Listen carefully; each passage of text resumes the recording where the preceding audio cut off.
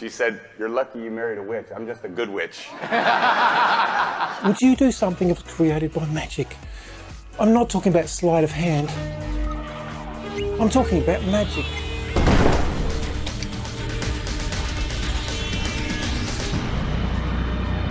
Would you do something or win something if it was created by magic? Tom Brady does, and he's just won the Super Bowl. But before that, he won the Super Bowl a 6th time. I don't know if he's just bragging. Any superstitions going into the game? Any special thing you carried into the game on Sunday that you had tucked away somewhere? I did. That he says that his power, and at least the last few, have been powered by a witch. Now, this witch is his wife, Gisele Bundchen. I always, I've learned a lot from my wife over the years. She's so about the power of intention, and believing things that are really going to happen. And she always makes a little altar for me at the game because she just wills it so much. Would you do that? Would you get something, a lot of money, or even fame and fortune if it was down to a witch? And so she put together a little altar for me that I could bring with pictures of my kids. And I have these little special stones and healing stones and protection stones. And she has me wear a necklace and take these drops she makes. And I say all these mantras. And let's face it, it doesn't seem like it's hurting anybody. I mean, he's winning something, he's getting something. Is it hurting anything? Well, I don't know about the opposition team, but they're probably hurting, but that's, I guess, not the point. I mean, if it's not hurting anybody, well, is it okay? And I stopped questioning her a long time ago. I did. I just shut up and listened. Here's another question.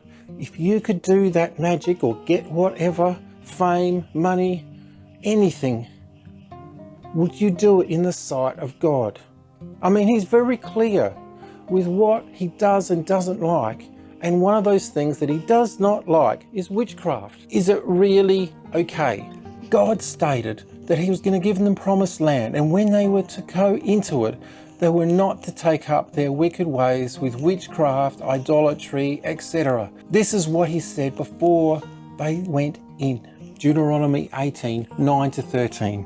When you enter the land the Lord your God is giving you, do not learn to imitate the detestable ways of the nations there. Let no one be found among you who sacrifices his son or daughter in the fire, who practices divination or sorcery, interprets omens, engages in witchcraft or casts spells, or who is a medium or spiritist, or consults the dead. Anyone who does these things is detestable to the Lord, and because of these detestable practices, the Lord your God will drive out these nations before you. You must be blameless before the Lord your God.